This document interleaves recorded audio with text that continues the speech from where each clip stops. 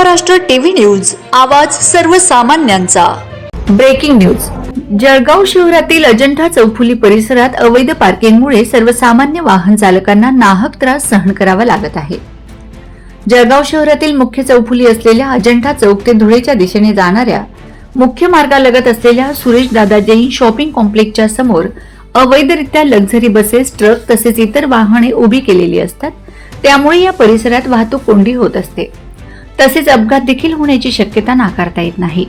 तरी देखील traffic police व जळगाव शहर वाहतूक शाखेचे प्रभारी या बेशिस्त बेजबाबदार वाहन चालकांकडे दुर्लक्ष करताना दिसून येत आहेत आणि आरटीओ विभागाचे वायू वेग पथक याच मुख्य मार्गावरून सकाळ संध्याकाळ 10 ते 15 फेऱ्या करत असताना मात्र आरटीओ देखील बेशिस्त वाहन चालकांवर कारवाई करताना दिसत नाहीत।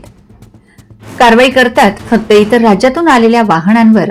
मग स्थानिक वाहनधारक अवैध पार्किंग करत असतात, त्यांच्यावर कारवाई का करत नाही असा सवाल इतर जिल्ह्यातून व परराज्यातून येणारे वाहन चालक करत आहेत। जळगाव शहर वाहतूक शाखेने अवैधरित्या पार्किंग करणाऱ्यांवर व वाहतुकीला अडथळा निर्माण करणारे वाहन चालकांवर कडक कारवाई करावी अशी मागणी परिसरातील नागरिक देखील करीत आहेत।